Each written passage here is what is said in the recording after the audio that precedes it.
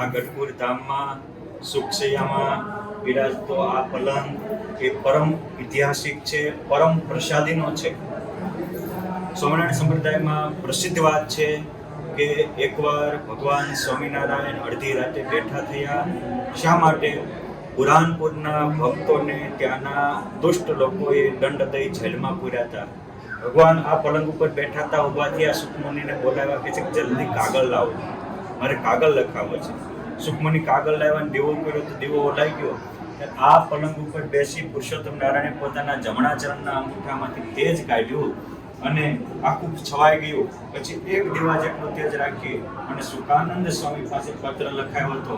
અને એ પત્ર લઈને ગોવિંદરામ ભટ્ટ, જે મયારામ ભટ્ટના નાના ભાઈ હતા, મહારાજ કહે છે કે જાઓ આ પત્ર લઈને અને તાપીમાં સ્નાન કરીને સવારમાં વહેલા પત્ર લઈને પાછા આવજો. રાતના 11 વાગે વરસતા વરસાદમાં ચોમાસામાં લખાયેલો એક પત્ર લઈ ગોવિંદરામ ભટ્ટ ઘેલાની કાંઠે ગયા અને જ્યાં નીલકંઠ મહાદેવ છે ત્યાં ઘડીક બેઠા.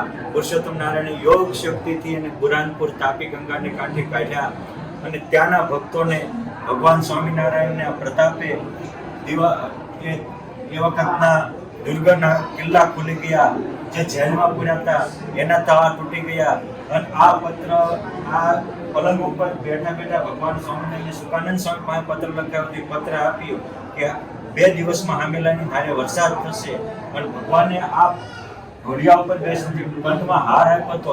એ હાર આપ્યો તો એ કાર્ય હાર પણ તેમના 60 ભક્તો થઈ 60 રૂપિયા થયો. બધા ભક્તો આનંદમાં આવી ગયા. આ રીતે પુરુષોત્તમ નારાયણનો સંદેશો આપી ગોવિંદરામ ભટ્ટ પાછા તાપીમાં જ્યાં સ્નાન કરવા જાય ત્યાં ઘેલા કાંઠે આવ્યા. એ રીતે પછી સવારમાં મહારાજ આ પલંગ ઉપર બેઠા હતા અને કહે છે કે આજ તો ગોવિંદરામ ભટ્ટ તાપીમાં ઘેલામાં 2 જગ્યાએ નાઈને આવ્યા.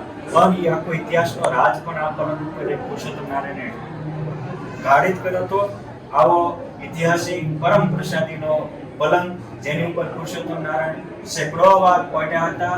આજે પણ રોજ રાત્રે પુરુષોત્તમ નારાયણ દિવ્ય રૂપે હરિકૃષ્ણ મહારાજ, ગોપીનાથજી મહારાજ આ પલંગ ઉપર પડે છે. કેટલાય સંતો ભક્તોને આ પલંગ ઉપર પડતા હોય એવા અલૌકિક અનુભવ થયા છે.